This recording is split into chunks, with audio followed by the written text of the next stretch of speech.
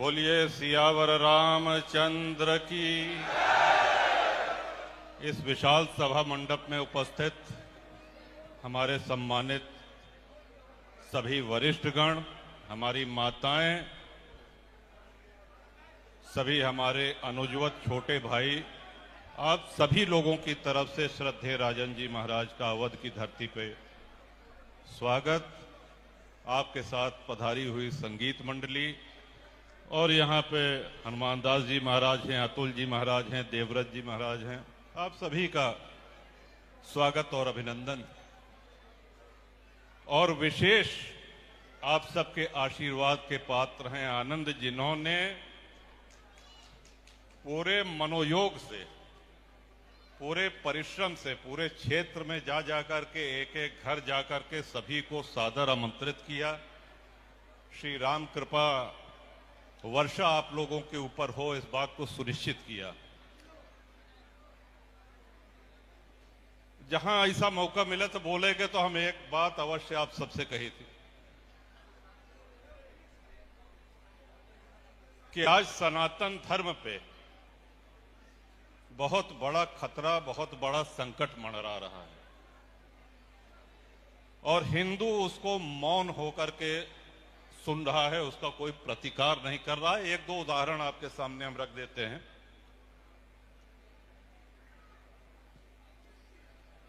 जहां भी हिंदुओं का कोई उत्सव होता है, नवदुर्गा में मूर्ति विसर्जन होता है, हनुमान जी महाराज की जयंती पर, उनके जन्मोत्सव पर कोई शोभा यात्रा निकाली जाती है, हमला होता है। अब आप समझिए कि विश्व का सबसे बड़ा लोकतंत्र भारत, परमाणु शक्ति संपन्न भारत, जल थल वायु तीनों सेनाएं हमारे पास हैं, लेकिन कश्मीर में एक रात के अंदर 5 लाख कश्मीरी पंडितों को बाहर कर दिया गया, निकाल दिया गया। वो आज भी दर दर भटक रहे हैं। उनका यही अपराध है कि वो सनातनी हैं, उनका यही अपराध है कि वो हिंदू हैं। आपको पता होगा, कश्मीरी भाषा में एक नारा उस समय चला था, रालिव गालिब चालिब। इसका अर्थ ये होता है, या तो इस्लाम कबूल कर लो, या मार दिए जाओ, और या कश्मीर छोड़ करके भाग जाओ। ये 3 विकल्प तुम्हारे सामने हैं और ये दुर्भाग्य है हम सभी लोगों का कि हम लोग इसको मौन होकर के सहते रहे हैं। कहीं दक्षिण का कोई नेता कहता है कि 15 मिनट पुलिस हटा लो तो हिंदुओं को पता चल जाएगा। ऐसे ही दक्षिण का एक और दल है, वो कहता है कि हमारे दल का एजेंडा, हमारे दल का लक्ष्य है कि सनातन का सफाया हो जाए, हिंदुओं का सफाया हो जाए। और ऐसे दल आज अस्तित्व में हैं। चुनाव आयोग ने उनकी मान्यता रद्द नहीं करी है, वो प्रचार कर रहे हैं और कई राष्ट्रीय दल उनके साथ गठबंधन भी किए हुए हैं। हम डीएमके की बात कर रहे हैं। आपने सुना होगा, स्टालिन का ये बयान था। हिंदुओं को गाली देना, हिंदुओं को अपमानित करना, सनातनियों को नीचा दिखाना, आज हमारे देश में बहुत सी शक्तियां हैं जो मुखर होकर के इस काम को कर रही हैं और इस कुत्सित कार्य का जवाब देना ये हमारा और आपका सबका दायित्व है। आज वो चाहे हम सोशल मीडिया के माध्यम से दें, चाहे हम उसको चौराहों पे, बाजारों में अपने खुल करके अपने सनातनी व्यक्तित्व का परिचय देते हुए दें। क्योंकि धर्म सम्राट करपात्री जी महाराज हमारे यहाँ के, प्रतापगढ़ के गौरव, वो आज भी हम लोग जब कोई कथा, कोई पूजा जब संपन्न होती है, हवन संपन्न होता है, तो हम सभी लोग कहते हैं धर्म की जय हो, अधर्म का नाश हो। धर्म की जय तभी होगी जब अधर्म का नाश होगा, और अधर्म का नाश करने के लिए कोई ऊपर से नहीं आने वाला है। आप ही लोगों को करना पड़ेगा, हम ही लोगों को करना पड़ेगा, हम ही लोगों को उसकी तैयारी करनी पड़ेगी। हम अपने घरे बैठा रही, हम कुछ न करी और अधर्म का नाश हो जाए, ये नहीं हो सके। भगवान श्री राम ने अवतार लिया, राजपाट सब कुछ त्याग दिया, भोग ऐश्वर्य सब कुछ छोड़ दिया, लेकिन अपना धनुष बाण नहीं त्यागा। और उस धनुष बाण से कितने दुष्टों का संहार किया। हनुमान जी महाराज कभी गदा नहीं छोड़े, भगवान शिव ने अपना त्रिशूल नहीं छोड़ा।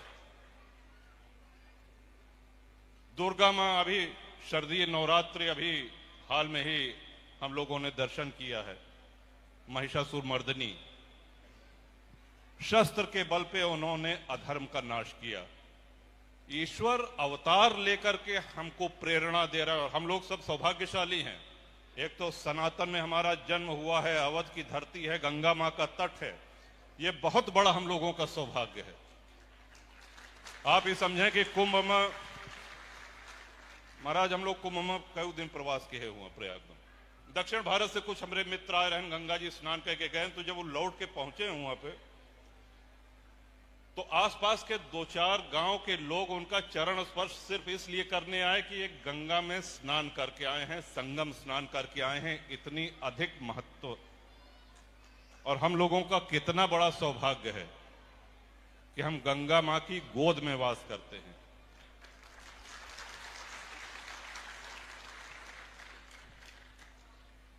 श्रद्धेय राजन जी महाराज ने तुलसी बाबा कि श्री रामचरितमानस को आधार बना करके हम सब लोगों को भगवतोन्मुख किया है। और तुलसी बाबा ने जो लिखा है वो हमारे ही आपके लिए लिखा है। हम लोग संस्कृत के विद्वान नहीं है महाराज। एक आध दो श्लोक भले रट ले हो, बहुत ज्यादा अर्थ मतलब हम तो हमरे सबके तरह जो उन लोग हैं उनके बड़े अवधि में लिखे हैं तुलसी बाबा। महान संत होने के साथ साथ बहुत बड़े साहसी व्यक्तित्व के धनी थे तुलसी बाबा।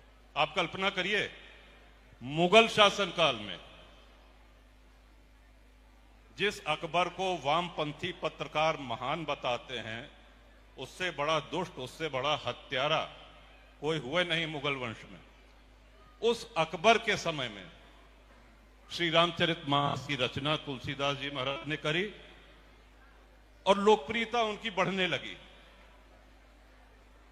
अब अकबर को समझ में आया कि अगर तुलसीदास जी को हम अपने पास बुला लें, इनको कोई जागीर दे दें, इनको मनसबदारी दे दें, तो हिंदुओं में अच्छी खासी पैठ और अच्छी खासी स्वीकार्यता हमारी हो जाएगी। उन्होंने अपने दरबारियों को भेजा, तुलसी बाबा चित्रकूट में बैठा विनय पत्रिका लिखत रहे। देखे कि साहब मुगल सेनापति और दरबारी लोग आ रहे हैं। कहें साहब बादशाह सलामत ने आपको याद फरमाया है, चलिए। कहें क्या होगा? कहें कि वो मनसबदारी आपको देंगे, आपको सम्मानित किया जाएगा। तो तुलसीदास जी बड़ी तेज हंसे और एक कागज की पर्ची पर 2 पंक्तियां उन्होंने लिख के भेजी। और जो हम समझते हैं कि भारतीय साहित्य में साहस की पराकाष्ठा है, उन्होंने लिखा कि चाकर हम रघुवीर के पट्टो लिखो दरबार। चाकर हम रघुवीर के पट्टो लिखो दरबार, तुलसी अब क्या होएंगे नर के मनसबदार। भगवान की नौकरी करेगा मनई की नौकरी, ये तो डिमोशन हो गए। उस समय उन्होंने ये उत्तर देकर के मुगल सेनापति को वापस किया। दबाव में आकर के, लोभ में आकर के बहुत से लोगों ने धर्म परिवर्तन किया है।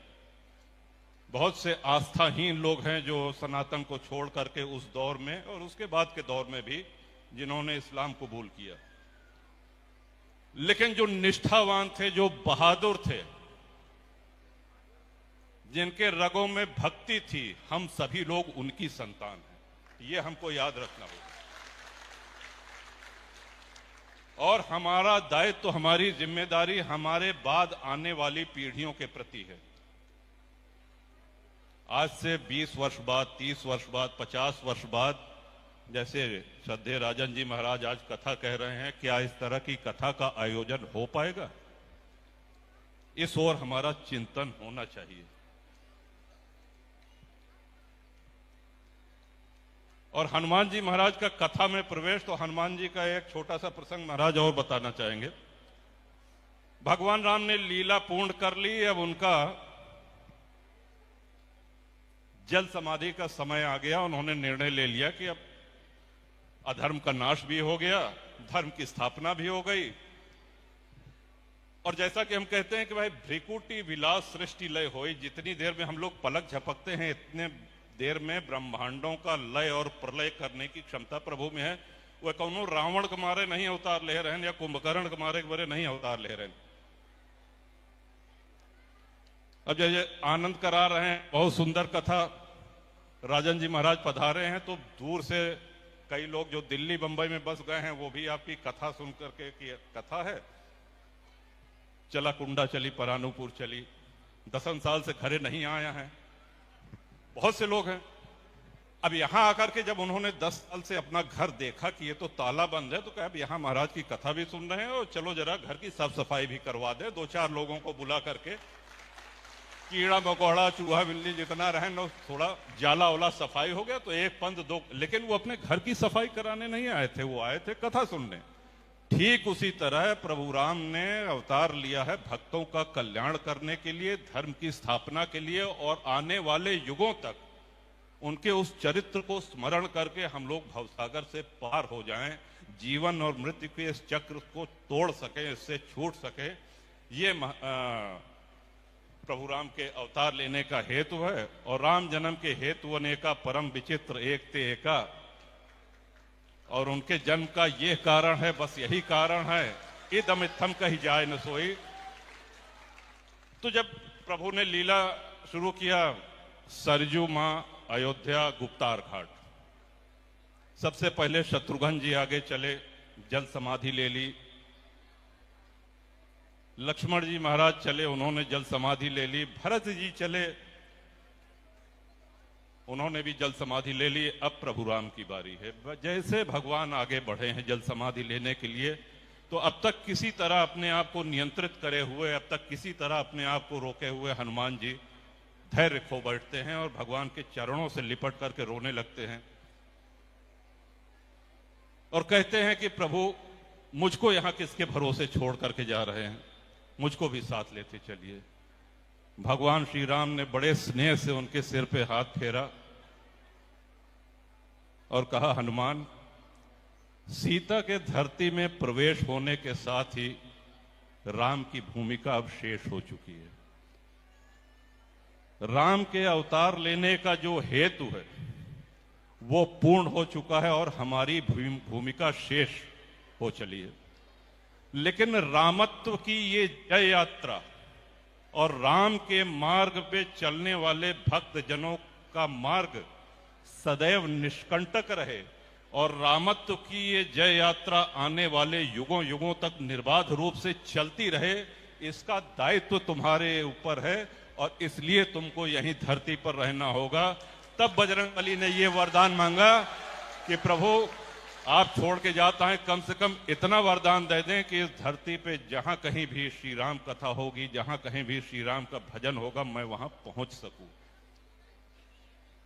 आज हमारे बीच में यहां भी उपस्थित हैं हनुमान जी महाराज। भले हम और आप देख न सके, लेकिन उन श्रद्धा से उनको अनुभव करें और हनुमान जी का बल पा करके हमको और आपको धर्म की स्थापना भी करनी है, अधर्म का नाश भी करना है। इस शुभ अवसर पर पुनः एक बार श्रद्धेय राजन जी महाराज के प्रति अपनी कृतज्ञता, अपना भाव, अपना सम्मान अर्पित करता हूं